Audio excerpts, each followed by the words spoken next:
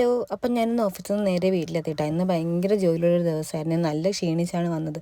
അങ്ങനെ ഒരു ചായ കുടിക്കാമെന്ന് വിചാരിച്ച് വന്നപ്പോഴത്തേക്കും ആദ്യം എന്നെ കണ്ടുകൊണ്ട് നേരെ വീട്ടിലോട്ട് വന്നു കേട്ടോ.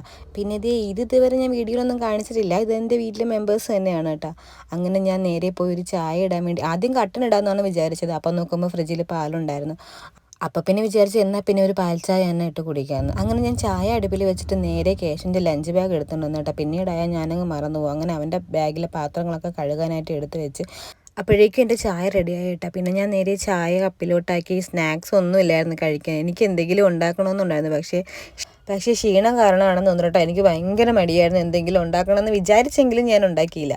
പിന്നെ ചായ മാത്രമാവട്ടെ എന്ന് വിചാരിച്ച് കുറച്ച് നേരം ടി വിയും കണ്ട് ചായയും കുടിച്ചിട്ടുണ്ടായിരുന്നു. അപ്പോൾ എനിക്ക് ഈ വർഷം ആദ്യമായിട്ട് കിട്ടുന്ന ഓണക്കോടിയാട്ടോ ഇതെനിക്ക് ഗിഫ്റ്റ് കിട്ടിയ സാരിയാണേ. എനിക്ക് നല്ല ഇഷ്ടപ്പെട്ടു കേട്ടോ ഈ സാരി.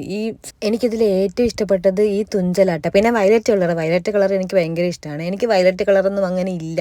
എനിക്കുള്ള കളർ തന്നെയും പിന്നെയും ഞാൻ എടുക്കുകയുള്ളൂ. അങ്ങനെ ഒരു പ്രത്യേകതയുണ്ട് എനിക്ക്. അപ്പം ഇതിൽ ബോഡി ഫുള്ള് ഇങ്ങനെ ലൈൻ ഉണ്ട് കേട്ടോ. പിന്നെ അടുത്തത് ഒരു സെറ്റ് മുണ്ട് കേട്ടോ. ഇത് എൻ്റെ ഫ്രണ്ടിൻ്റെ കടയിൽ നിന്ന് ഞാൻ വാങ്ങിയത് കേട്ടോ. എനിക്ക് സെറ്റ് മുണ്ടെന്ന് പറഞ്ഞാൽ ഭയങ്കര ഇഷ്ടമാണ്. സെറ്റ് മുണ്ടിൻ്റെ വലിയൊരു ഫാനാണ് ഞാൻ.